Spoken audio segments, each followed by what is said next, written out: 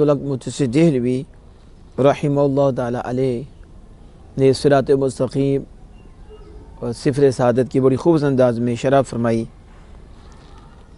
پہلے تو یہ فرمایا کہ ہاتھ کو ہاتھ پر رکھنا یا ہتھیلی کو ہتھیلی پر رکھنا اور قبض کرنا۔ اب فرماتے ہیں کہ متن ہے اس کا بعد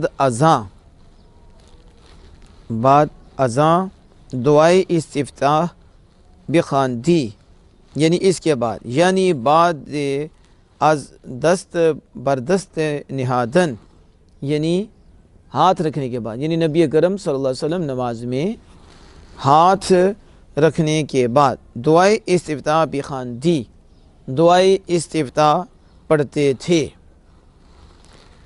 شیخ فرماتے ہیں ہمیں مذہب ائمہ، یہی ائمہ کا مذہب ہے کہ نبی کرم صلی اللہ علیہ وسلم تکبیر تحریمہ کہہ کر ہاتھ پہ ہاتھ رکھتے، تو اس کے بعد دعائے استفتاح پڑھتے تھے۔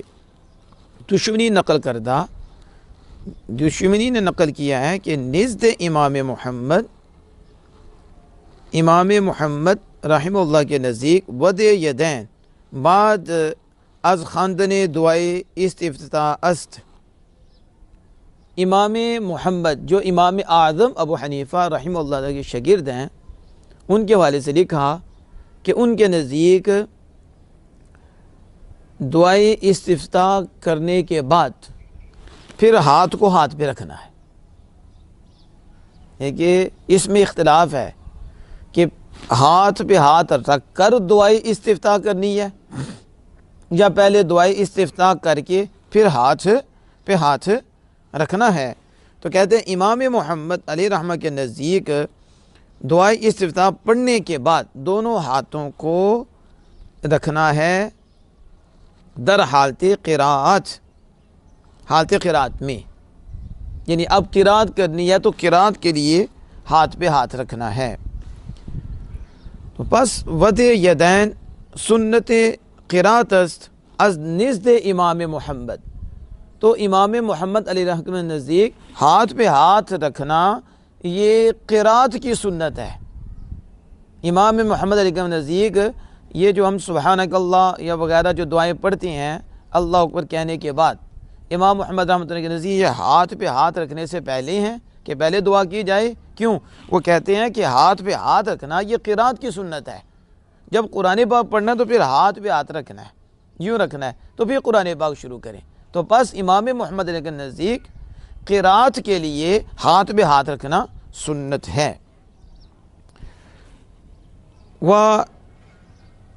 قیامت نزد شیخین، تو وہ سنت قیامت نزد شیخین، یعنی امام اعظم ابو حنیفہ اور امام ابی یوسف رحمہم اللہ تعالی، ان دو ہستیوں کے نزدیک ہاتھ پہ ہاتھ رکھنا یہ قیام کی سنت ہے کہ جب آپ کھڑے ہوں تو سنت کیا ہے؟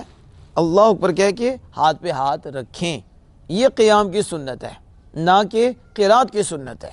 تو بس یہ بھی ایک اختلاف ہے، اور زیادہ اسی پہ عمل کرتے ہیں کہ ہاتھ پہ ہاتھ رکھ کر پھر ہی افتتاح پڑھتے ہیں اور دعا افتتاح کرتے ہیں، اور دعائے افتتاح کے مختلف کلمات ہیں، جیسے ہمارے ہاں سبحانک اللہم و بحمدک و تبارک اسمک و تعالی جدک و لا الہ غیرک، اس کے علاوہ بھی دعائیں ہیں۔ انشاءاللہ تعالی موقع ملا تو ہم اس کو بھی واضح کریں گے۔ اللہ جل وعلا سے دعا ہے کہ ہم سب کو عمل کی توفیق عطا فرمائے۔